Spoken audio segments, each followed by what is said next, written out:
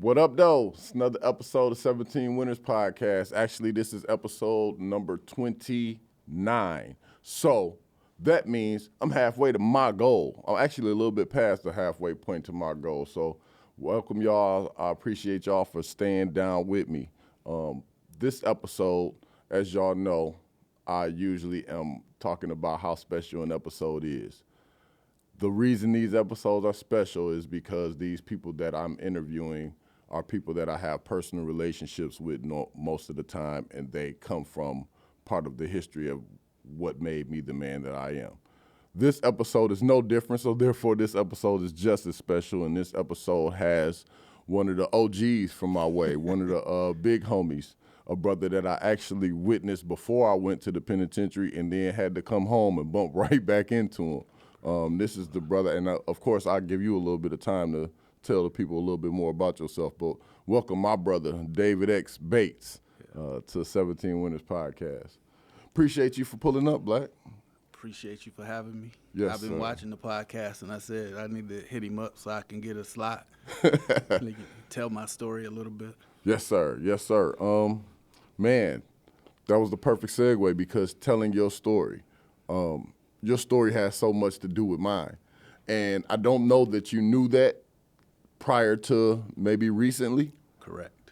But I remember, let me take it back a little bit. So my best friend, who's currently doing, I believe he was sentenced to 37 years in the feds recently.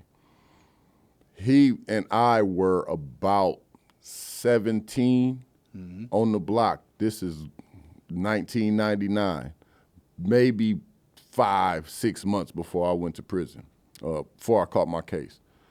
And some nation brother walked up on us. We was on Waverly at Quickie. Back in the day, we used to stand on the green box. We used to be in front of the green box. It would be 30 of us on the block, and this night was no different.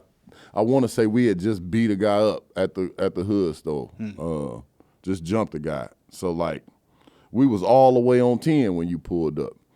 And this nation guy pulled up and jumped out. Honestly, I ain't gonna even say you pulled up because I don't remember where you came from.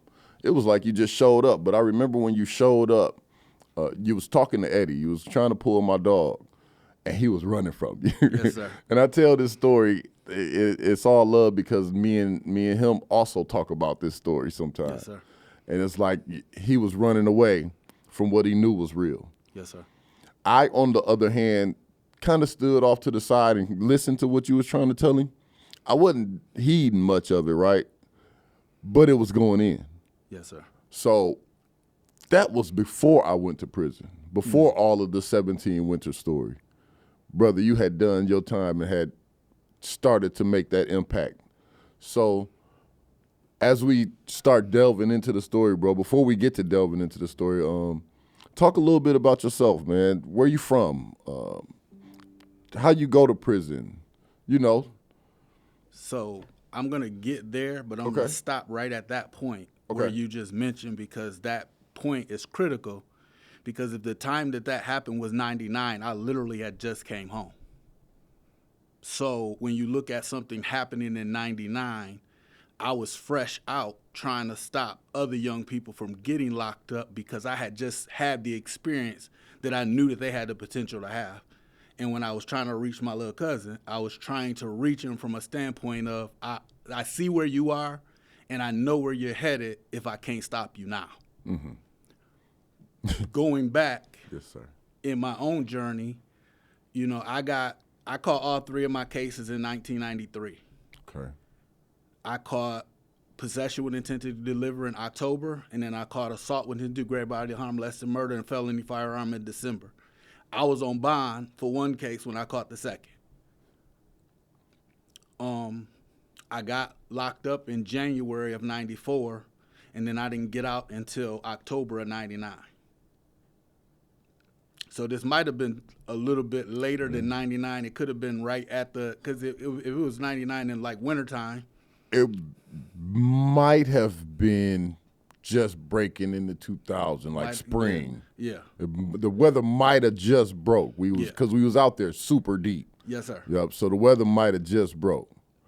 But going back to that journey, you know, I was 18 years old, and I was standing in front of the judge, and the judge was sentencing me, and in his sentencing, he said, the way I see it, you got 9 years left. Now, what I didn't understand about this statement is that judge then proceeded to tell me his relationship with my father, who had been incarcerated before me. My father was killed when he was 27 years old. I was standing in front of a judge at 18 years old, and the judge was telling me, while he was sentencing me to 7 years, the way I see it, you have 9 years left. While giving you 7. While giving me 7. So he was saying that 2 years after I was incarcerated, I would suffer the fate of my father. And that infuriated me, but I couldn't do anything about it. And going into the, the prison system and focusing and thinking, I had settled on the reality that I had 2 choices. I could prove them right or I could prove them wrong. But that wasn't the first year of prison. I was just about to stop you because hold on, no. That ain't how that worked when you get to the joint. That wasn't the first year of prison. The first year of prison was like anybody else's first year of prison. You in there wilding and trying to prove yourself so that you can have a standing and walk around like a man. So stop there. Because you highlighted the idea or the point that your first year you was wilding and trying to prove that you was a man. In large part, what I attribute to me failing was my lack of guidance into manhood. Yes, sir. And trying to find that manhood through what I envisioned or what I idealized as men, right? I thought the toughest hood guy was the manliest man. Right. Or at least that's what I when I think back, that's what I'm equating it right to, is that the toughest street guy was the manliest man to me. So in my mind, I was trying to be him in order partly to protect myself from other street guys, right? And also to make sure that I was in line with being a solid man. What gave you or what led you to thinking from that perspective? Do you know? Well, the reality for me was I was never an instigator or a starter. I was just a finisher. So I didn't walk around trying to engage in situations, but when situations presented themselves to me, I didn't run from them. I tried to push through the situation with me being the victor. Being incarcerated, my first fight, being incarcerated, was not my fight. It was somebody else's fight. And I was trying to live up to the idea of community and hood, and knowing that when you get locked up, everything becomes about the city that you're from. Yeah. And you get in prison, and, being from a small city like Lansing, Man, how was that when you first got in there, being from a small city like Lansing? 'Cause I know what it felt like for me. So how was that part of your entry? How old were you? 18? I was 18. So you got to the joint at 18. What's the first joint you went to? MTU. You went to MTU? Gladiator School. So that was back when it was still Riverside quarantine. Yeah. So you went through Riverside quarantine. Went through Riverside. Now, that and the thing that you mentioned when you mentioned Riverside, I was a defiant person as well. Okay. So I was I'm going to do what you tell me not to do. Right. Even in my youth, I could walk past your house 1,000 times and you could have a finely manicured grass, and I never thought about stepping on your grass until you told me to stay off your grass, and then I was going to defy what you said.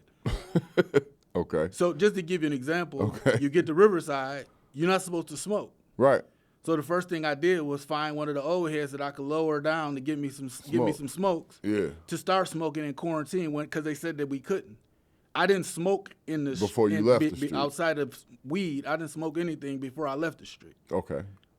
So being in that situation, it was all about defiance. And then when I got to MTU, it was a small group, but it wasn't a solid small group. It was just a small group. Right.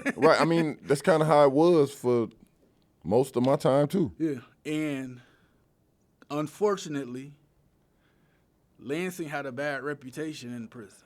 Facts. And Talk about it. Having a bad reputation, people didn't view me as being from Lansing for the most part because in my youth and all my running around, I had been in Detroit, I had been in Flint, I had been in Grand Rapids, I had been in Muskegon. So I had traveled. So I knew people in all different type of places, and I was bumping into some of those people while I was incarcerated as well. Okay. But once it settled in, I wasn't somebody that was going to claim somebody else's city. So yeah, I'm from Lansing. And then people would get that funny look on their face like, "Oh, you from Lansing?" Same.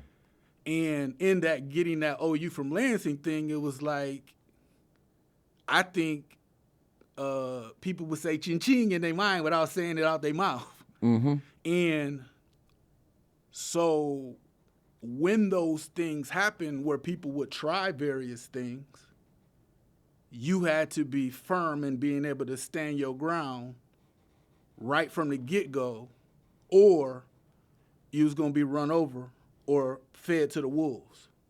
Right. And that's a little known thing that is not often highlighted. I've said it before on the podcast, being from Lansing specifically in the penitentiary, because Lansing is not a predominantly black city. It's not just that. The majority of the people that you bump into from Lansing is in there for breaking and entering. They in there for stealing cars. They're in there for things that are not known. They're not in. Most people incarcerated from Lansing are not known for violence. And so because people not known for violence and other people that they had run across that wasn't in a violent path, people were able to take advantage of those people, and they didn't know how to defend themselves because that wasn't what they were there for. Damn, I never thought about that. And it was a different thing when I was in there because I was in there for violence. Me too. And so being in there for violence, I understood what the protocol was, and I understood what my responsibility was in what you were presenting to me. Fact. And I was going to meet force with force, or I was going to initiate force so that everybody else could see that force was an option, and it was a first option for me, not a second. Right.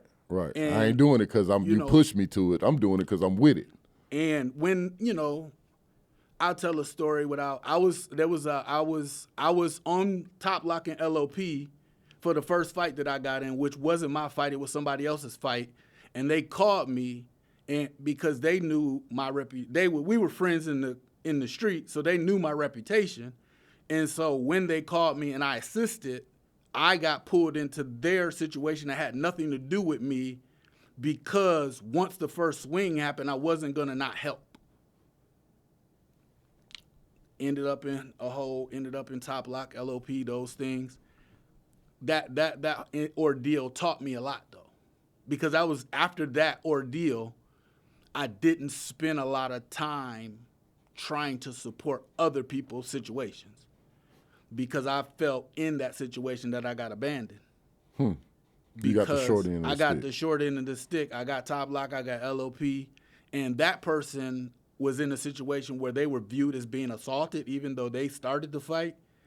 And so they didn't lose any of their privileges. I lost all of my privileges, and I had just got to prison, and I already didn't have anything. And then I had less of anything because now I don't even have the ability to get anything because I'm on Top Lock and LOP. Yeah, right. So it was a valuable lesson. And then moving back through that process really taught me that every tub has to sit on its own bottom.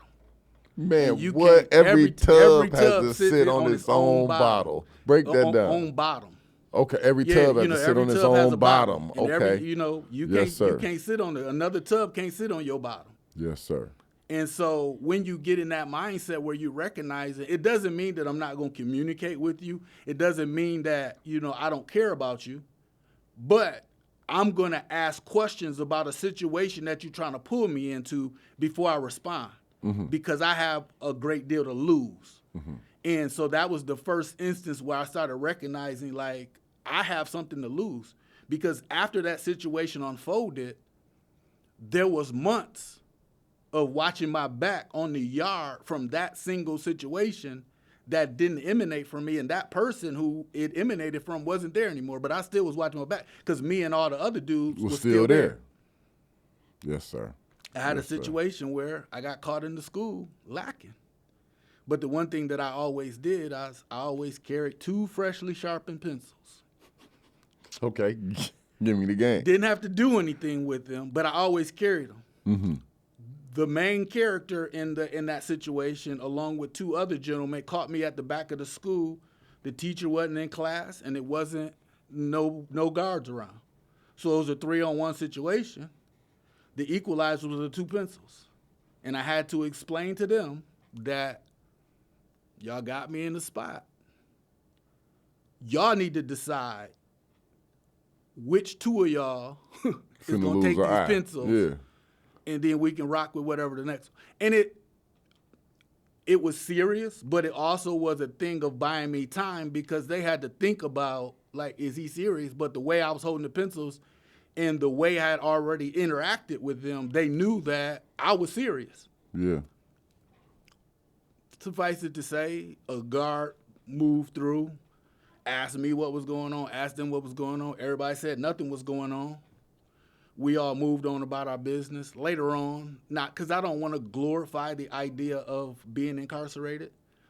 Later on, that situation was squashed through another person that had mutual benefit on both sides. And it was eliminated and we moved forward. But I still got into 3 or 4 more fights in my first year of incarceration to solidify myself for the remaining years of my incarceration. When I left MTU, you know how the prison system is. We move from place to place, and almost every time you go to a place, you run into a place and that you run into people that were already at the other place with you. Yeah, right. And so, and I'll say that, and or I don't you know ride in with them. Yeah, or you ride in with them. And I'll say this about prison. Prison is an environment where you really only have 3 types of people. You got somebody that's neutral, you got somebody that's a prey, and then you got predators. The neutral person is just doing their time, staying out the way, ain't bothering nobody. The prey is the person that somebody is looking at that they're going to get something off of because they don't got nothing else coming in at. And then you got the predators. And I ain't necessarily talking about sex predators. Yeah. I'm just talking about people those who are more looking aggressive. around as a wolf. Yeah, right. Around, you're looking for somebody to take advantage of. Right. But it's funny, that's interesting that you said that you gave that distinction. Yeah. Because I don't think people understand that in prison, everybody ain't the toughest. That's right. Like, it's guys in prison who don't face a lot of the things that maybe you or I had faced. For instance, going to certain joints and having to lay a demonstration. Yes, sir. In your mind, that made sense, but to the little white kid who comes in and play Dungeons and Dragons at that table, them tables over there, way on the far part of the yard, right? They usually don't have many problems. But they kind of slide through. But there's a reason for that. When you come into prison, nobody is there to give you a care package, to set you up, and to help you move forward. When most white boys ride into a prison, the Dungeons and Dragons group or whatever, they give them the things that they need to get started and to move, and it pulls them in a direction that locks them into a circle, and then they just stay in that circle and they keep moving. When we come into prison, if you don't have assistance from the outside, you're in a situation where you need help, but there's nobody to give you help. So now you go into survival mode, the same mode you just came from in the street, and that's how you start finding your way in this stuff. And it's not that you intended, but I am hungry or I'm trying to find my way. And then trying to find your way, you poking into things that are already in existence before you got there. That situation had probably, before I got to prison, that situation that I ended up getting pulled into had been brewing before I ever got involved in it. It just so happened that I was present when the manifestation of the circumstances happened. And then it boomed. So it's like, Then somebody is always going to say, when they see a demonstration, I don't think he really liked that. So then they're going to set themselves up to try a follow-up. And now you find somebody in a perpetual state of having to show, like, I ain't what you think I am, up until somebody was like, okay, he's not what y'all think he is. Leave him alone. Leave him, and that's what it is. And the reality of, like, when I talked about the wolf, the wolves who have been identified as wolves don't go at the other wolves. Right. Everybody is they go at sheep. So they all trying to keep their name straight. When the wolves bump into each other, it's because it's over the sheep that they both trying to get. But they usually can go talk it out. The problem, what happens is when you perceive somebody as a sheep and they turn out to be a wolf too, because you didn't know, like being from a small town in Lansing, they assumed that I was sheep, right. And then they found out, he a bear. Yeah. They called me Big Youngin.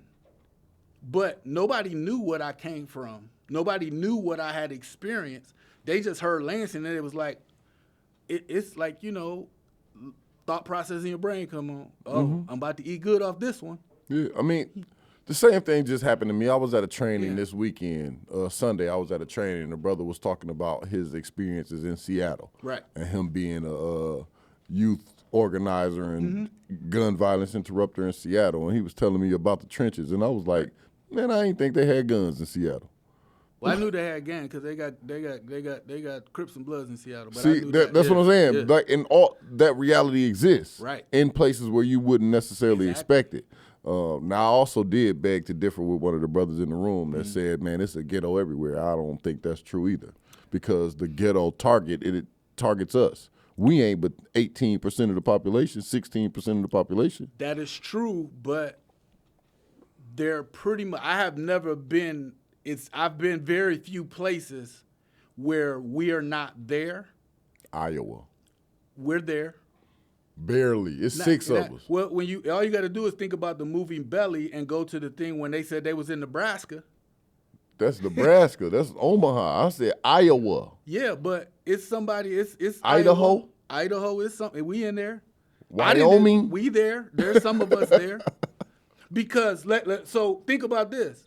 All you got to do is go on YouTube and you can find Alaska, and it's a bunch of us in Alaska, and that was my eye-opening thing. And so not I knew only that. Is it in I knew Alaska, we was in Alaska. Like, if we in Alaska, then you can't say we everywhere. Well, I only say that because when you look at the map of America, right?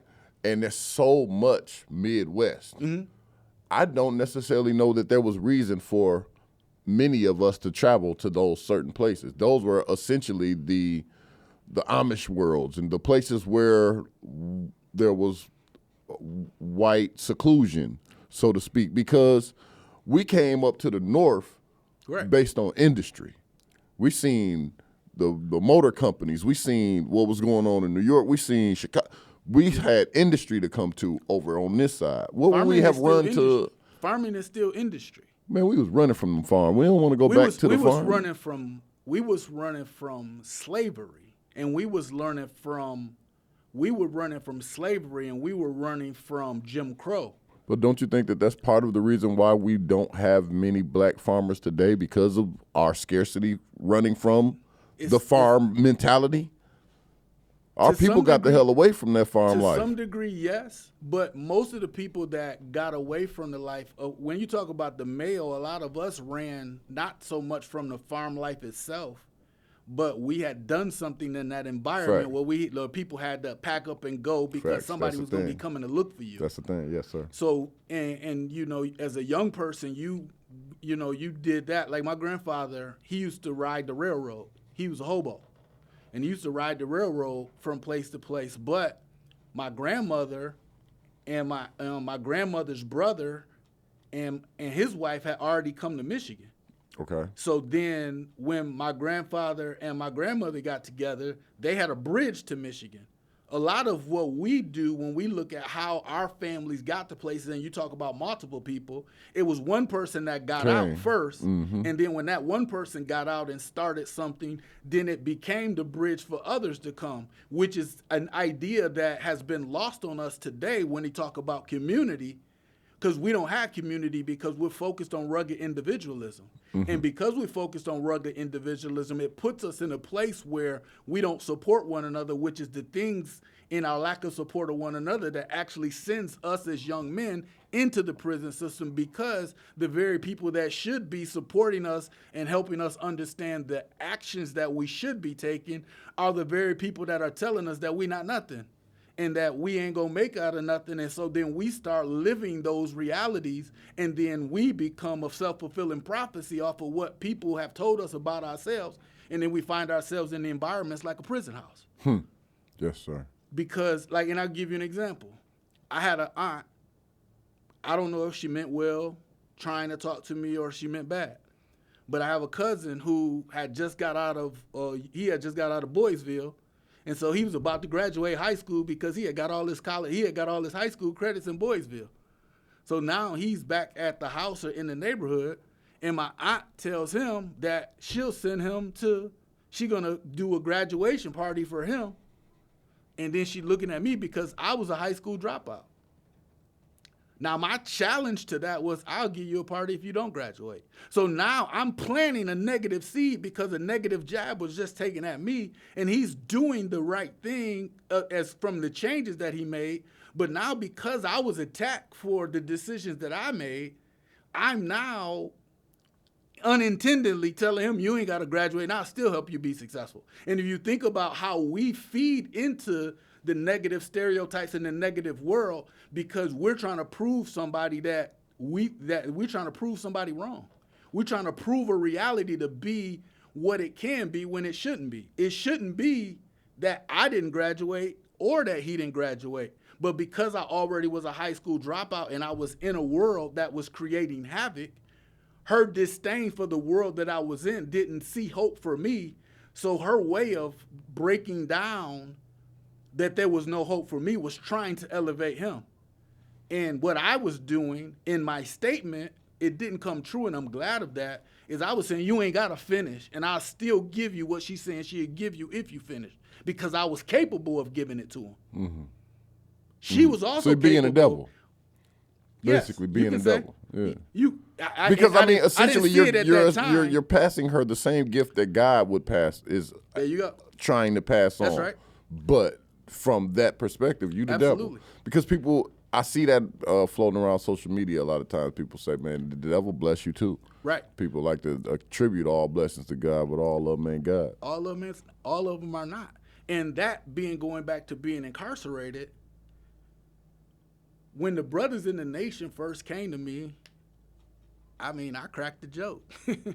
I love white women and I love white women and pork too much to accept what you're talking about. Even though I was intrigued. You're going too far, because that's a question I'm gonna ask you in a minute. Okay. What's your prison number? I don't like to say it.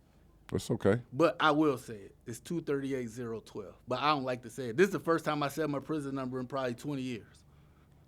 And you still know it? I still know it. That's the point of me asking it when I do, is the way that it is branded in you. Right. You had to say it. You had to show it. It was your key card to everything that you were trying to do. Yes, sir. Yes, sir. But even funny, like being in prison, right? Mm-hmm. When I first got to prison, they sent us to go take assessment tests. I went to the assessment test, and I just filled in all the bubbles, because they said as soon as you're done, you could leave. And so I just filled in all the bubbles, turned in the sheet, and went back to the unit. Mm-hmm.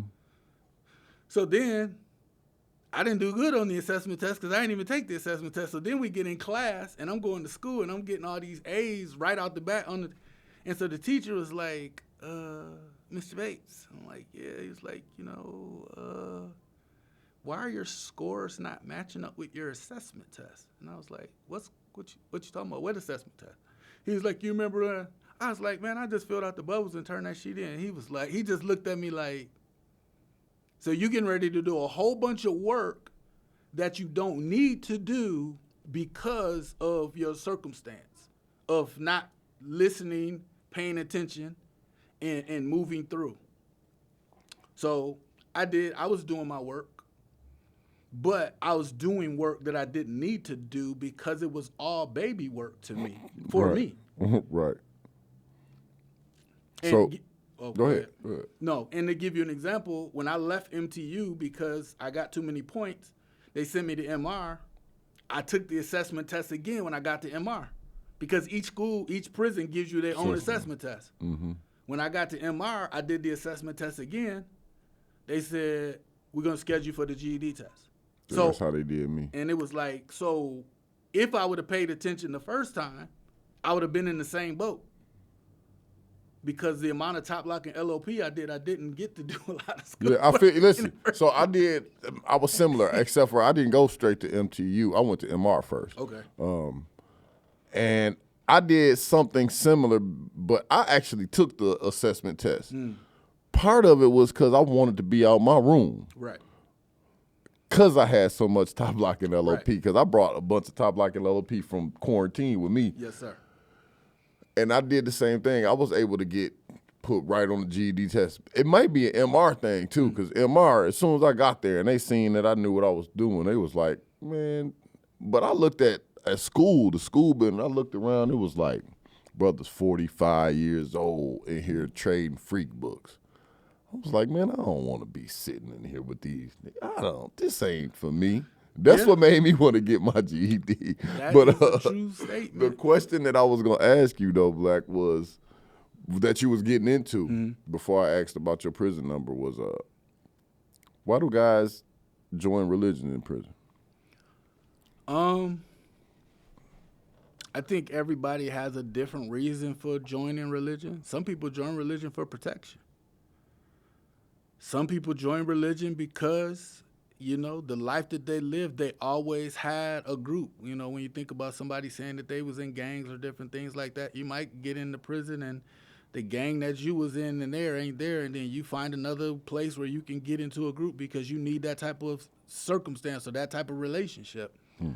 I joined religion because I was tired.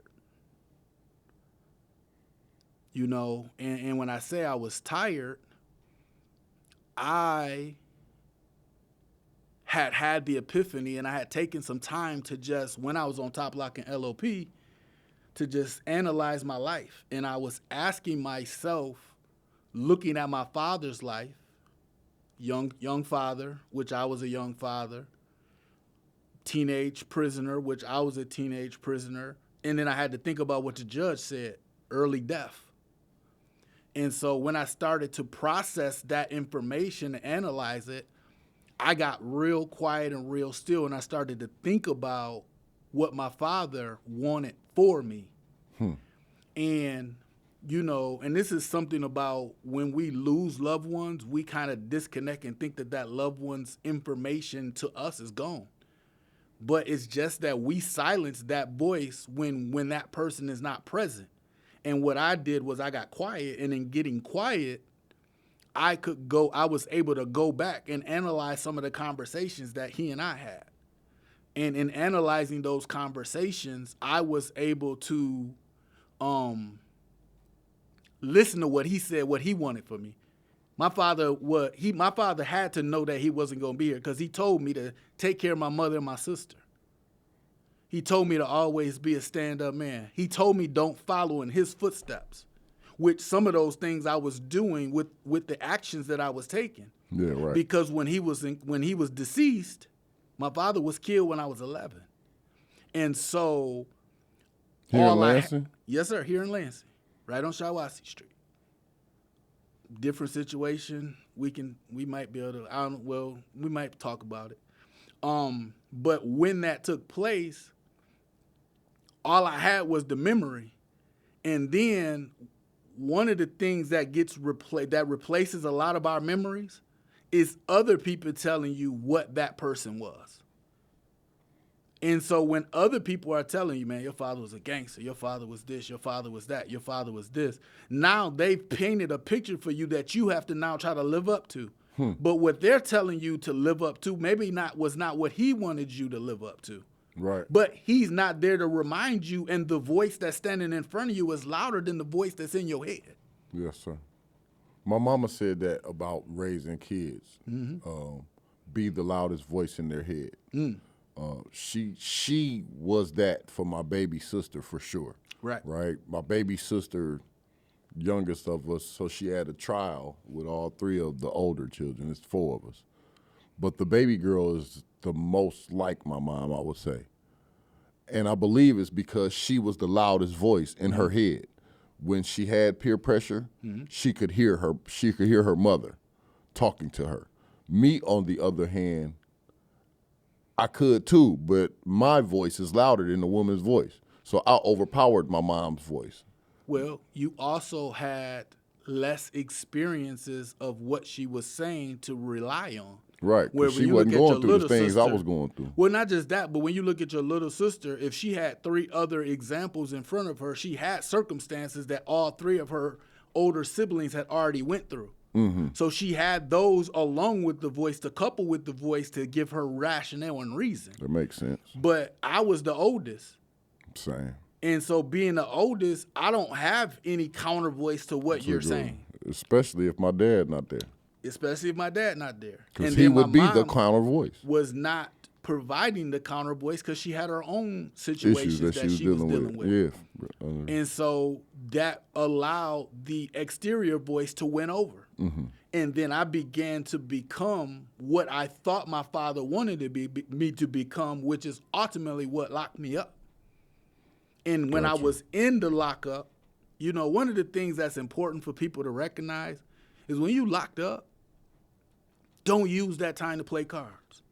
Don't use that time I'm going to say don't use that time just to play cards. Okay, so don't you lose just that time just led to work into the out. next part. Oh. That no, is, we still got no, I'm saying. Yeah. So do you believe people get better in prison? Because I agree, don't use that time to play cards. I agree, don't use that time to get on the phone and be calling your girl and bugging your family and doing all. At the same time, though, I don't know that that is the proper setting to truly do that rebuilding that is needed for a person, because we come to the penitentiary already broken. Right. And then go through the trauma of prison. That's true. But I think that any setting you find yourself is a good setting for you to make the decision of what you want to be. Yes, sir. Because, you know, whatever happened to us in our lives as youth, whatever happened to us that led us into that environment, at a point we have to make a decision that this is not what I want to be. And when the person makes the decision that this is not what they want to be, then it becomes the perfect environment for them to make the changes. Because you don't have to worry about bills. You ain't got to worry about eating. You ain't got to worry about your laundry. You have all the time in the world to work on yourself if that's what you choose to do. For sure. But it's about a choice. For sure. And, you know, the person who says that they can't and the person who says that they can are both right. They're both right. And so when you switch your mindset about what it is that you're going to do, because once the light bulb was turned on for me, it opened the door for me to get new information. And so going back to the question where you asked me, why do people get religion? Right. I go for religion in prison. I was at a point where I needed to make a change. So I had hit the bottom. You know, we say in Islam comes when all else has failed. All else has failed. But you said the nation came for you, so they how did, but I didn't go accept for it each when other? they came. Okay. I rejected it. I gave a joke. Okay. I love pork and white women too much when they came. But there was another brother that was friendly with me. And in his friendliness with me, he presented me with a thing. We used to play cards together. This is why I say it's all right to play cards, but we was playing cards together. And he's like, man, you wild, brother, but when you slow down, I got a book I want you to read. That's all he said. Mm-hmm. And he never engaged me from a standpoint, I want to teach you something, I want to show you something. It was just, you wild, brother, but when you get a chance, when you slow down, I got a book I want you to read. Okay. So he didn't even present it from a religious standpoint. He just said, I got a book you want you to read. Gotcha. I was angry in prison because when I was encountering people, like I said, I didn't have nothing when I first got to the prison. And I didn't have nothing because I was the provider when I was in the street. And then when I got locked up, nobody provided for me. Right. And I had an old head ask me, he's like, young blood. And he was laughing when he said it. And I was like ain't shit funny. But he's like, young blood. He's like, how many was you looking up for when you was out there? And I told him a number or so, and he asked me the coldest question that I ever had before. He said, "Who's looking out for them now?" Right. Because he said, if you was looking out for them when you was there, that meant that they didn't have the capacity to look out for themselves. So don't assume that when you stepped out of the picture that they just started looking out for themselves. Somebody else filled the role that you was filling. So they're not in any better position than they were in when you got locked up, than they were in when you was out there. And that changed my mindset about being frustrated about what somebody else wasn't doing for me. And that locked me in on do for self before I got to the nation. Yes, sir. Then I got into another fight. Right. Our brother was telling me about the book. Got into the fight. Everything went down. I'm on Top Lock and LOP again. So I was like, "Hey, brother." He was like, I was like, "Man, let me get that book." I'm about to be locked up for 30 days. I'm out there reading You need something. a book when you're on Top Lock and LOP. And he gave me Message to the Black Man. That's the book that'll change your life. I opened the Message to the Black Man. I read the first page, and I ran back out the room. "Man, I've been looking for this my whole life." And he was like, "Brother, you're on Top Like a LOP. Go back in." I went in. I read the Message to the Black Man with the Bible. I ain't had no Quran. I ain't had nothing. When I came out of Top Lock and LOP, there was a brother named Ben that had asked me to come out. Ben X? Tall Ben? Glasses? I don't know. This was in the 90s. Okay. So like 90, 94. Okay. Getting ready to go into 95. And I was like, no, it was 95 at this point. Because this is like January of 95. It was cold outside on the yard. And I said, "Put me on the call out." And he said, "You?" And I was like, "Yeah." And I had another friend that went to the meeting with me as well. I went to the nation meeting and never looked back. He went to the nation meeting and then went back to doing what he was doing. He did? Yeah. I mean, he in a good state now, but at that point in time, it didn't have the effect on him that it had on me. But my reasoning for going was different than his reasoning was going. He was going because I was going. Right. I was going because I wanted to go. Right. He didn't go But with the no funny real thing about intention. that friend is that friend had stopped me from eating pork before I stopped eating pork. Like, so I didn't stop eating pork because I was in the nation. Right. Me and him was going through the line, and he was like, they were serving pork chops. And I was like, "Man, I'm about to smash these pork chops." That's crazy. And he was like, "No, man, don't get that pork chop, man. That ain't good for you. They got this worm in it called the chicken worm." So he had been affected because somebody had told him something. Right. And he's like, "Man, I'm getting the peanut butter substitute." And I was like, "Well, I'll get you. I got some peanut butter back in the room. I'll give you the peanut butter when we get back to the room. Get the pork for me." He was like, "No, man, get the peanut butter." And I was like, we had a good relationship and I respected him based on what he said. So I was like, "All right, give me the peanut butter substitute." So I got the peanut butter. But then I went to the library and I went and found the trichina worm. And everything that he said about the worm was real, and it was right there in the encyclopedia. Mm-hmm. So then I was blown away, like, "Oh, dang, I ain't about to eat this no more," blah, blah, blah. Yes, sir. So that's how I stopped eating pork. It didn't have anything to do with the nation. Me stopping smoking didn't have anything to do with the nation. Me stopping drinking didn't have anything to do with the nation. So I had already started making changes. Like, I tell you how I stopped smoking. Because I still was smoking when I first got in the joint. Mm-hmm. Paying them exorbitant prices. Yeah. My bunkie had the bag. And an officer was bringing it in. I didn't know that until Christmas Eve, 1994. We was smoking a world-sized joint, celebrating the circumstances of being locked up. And I don't know why we were celebrating, but we had made it through Exactly. Exactly. And the officer that was bringing him in walked in, opened up the door, and I swallowed the joint and the fire and all. And I was like, I'm done. Because that was the moment, like none of the fights, any of the stuff I got into, that was the moment that I knew that I was putting my freedom in jeopardy. And I was like, I ain't trying to do no more time than I got to do. They already done tricked me into this much time. I can't let them trick me into no more. Now, that was a mindset that I had before I got in the nation as well. So, like, that's the point that I'm making about when people get into religion. Some people get in religion because they literally are tired and they're trying to make some changes and they need it. So the number one thing about the nation, outside of after I read the message to the black man, it answered so many questions that I had. That's what made me asked to be put on the call out. But also when I examined all of the religious organizations that you encounter in prison, the nation was most in line with what they said. Yeah. And I think that that's an important factor, whether you're in the community, free, or incarcerated. We read scripture and we read words, and then we put things on high. The words that are being given to us are that high, but the people that are executing them are not. They're working their way up.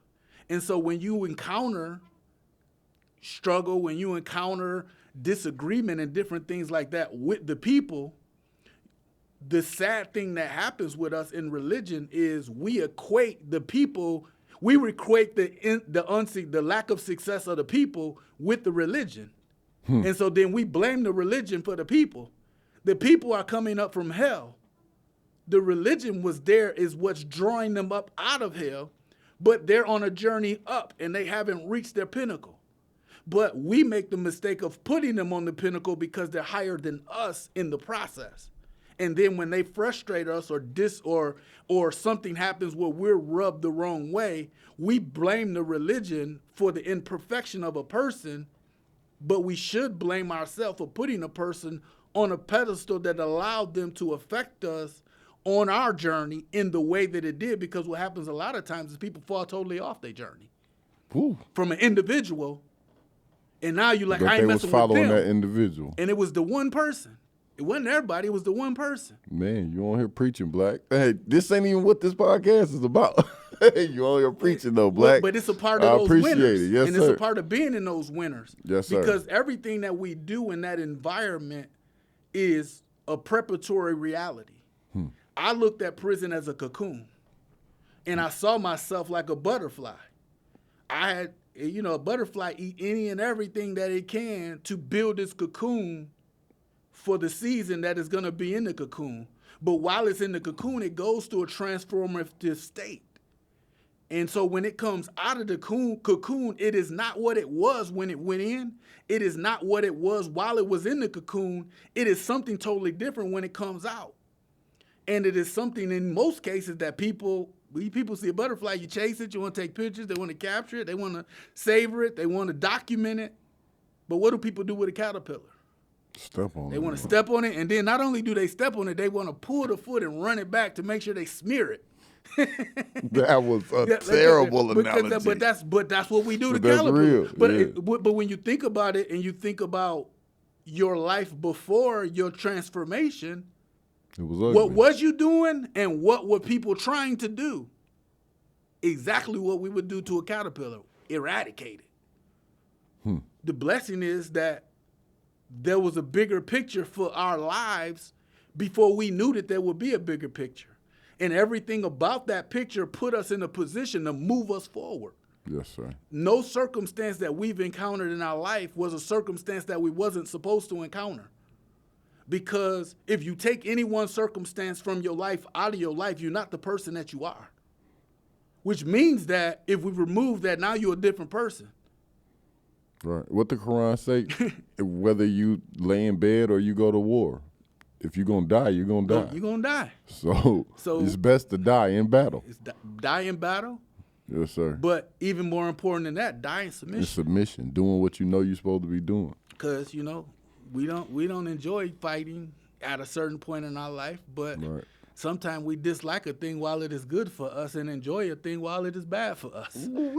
Yes, sir. Yes, sir. So as I'm looking at the time, and I hate it, it looked like we're going to have to do a part 2 because we definitely got some more chopping it up to do, Black. Yes, sir. I actually had something on the side that I wanted to kick it with you about on the podcast, but I don't got time, so I'm not even going to approach it right here. I'm going to bring it up for our part 2, yes, and sir. we'll just schedule us another time to get back together. Absolutely. But in this one, I have one or two more questions I want to ask you before we sign off. The first question I would like to ask is, what was